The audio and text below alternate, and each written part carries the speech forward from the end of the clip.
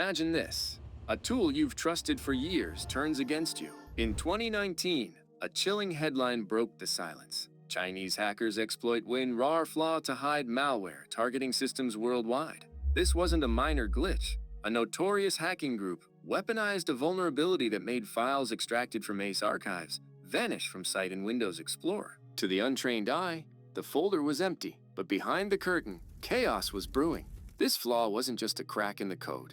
It was a loaded gun in the hands of cybercriminals, aimed at your data, your systems, and your money. To understand this betrayal, we need to rewind.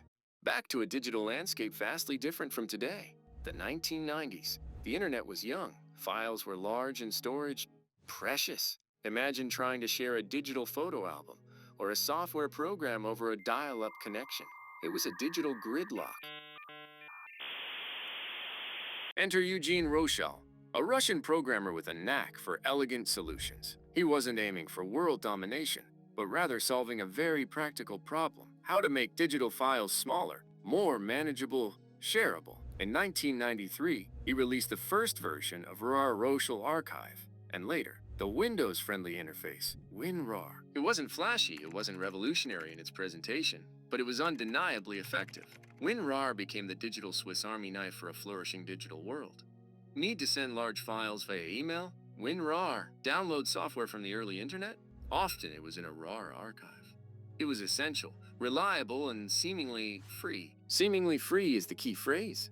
WinRAR operates on a try-before-you-buy model, or more accurately, try forever, maybe by someday, a perpetual trial, a nag screen politely reminding you to purchase a license. It's a business model so unconventional it's almost quaint. And yet, it worked. Estimates vary wildly, but consider this: millions, perhaps hundreds of millions of users worldwide. From home users archiving family photos to corporations distributing critical software. Even a tiny percentage of those users actually purchasing a license. And suddenly, you're looking at a surprisingly lucrative operation. How much? Conservatively, with millions of users and a license price hovering around $30, $40 USD, even a small conversion rate could generate tens of millions of dollars annually. Some estimations place their yearly revenue much higher, potentially reaching into the hundreds of millions. For a piece of software born from necessity, built by a small team, with a business model that seemingly defies logic, WinRAR became a silent cash machine. But this wasn't a gold rush fueled by hype or venture capital. It was a slow, almost imperceptible accumulation.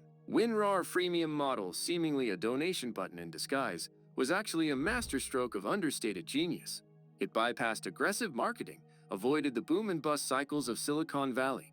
Instead, it tapped into a deeper current, utility. Millions relied on it daily, year after year, across continents, within corporations and homes, embedding itself into the very fabric of digital workflows. Each nag screen dismissed, each trial period extended was, paradoxically, an advertisement in itself, a constant, gentle reminder of WinRAR enduring presence. This silent operation amassed an unseen empire. While flashier software demanded attention, WinRAR simply worked. Profits weren't screamed from rooftops, but quietly funneled from countless unclicked purchase buttons. It was the digital equivalent of compound interest, accruing wealth, not through grand gestures, but through consistent, almost invisible, microtransactions repeated millions of times globally. The very lack of aggressive marketing, the seemingly endless trial, became its most potent and most ironically profitable feature. WinRAR wasn't shouting for your attention. It was simply, patiently, waiting for you to realize you couldn't work without it. And millions eventually did.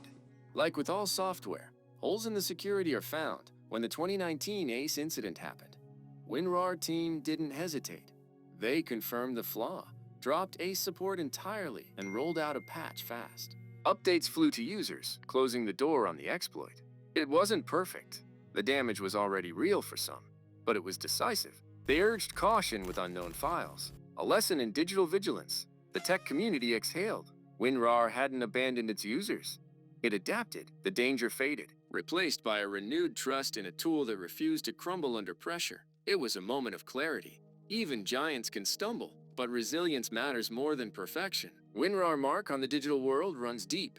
It shrank the internet's growing pains, letting files flow where bandwidth faltered. Programmers bundled code, gamers shared mods, researchers swapped data, all thanks to its quiet efficiency. Its freemium gamble paid off, proving software could thrive on goodwill. Today, it's a relic that still holds relevance, a bridge between the clunky past and sleek present. Its legacy isn't just in bytes saved, but in how it shaped a culture of sharing. Cloud storage and fast internet challenge WinRAR old mission, but it's not done.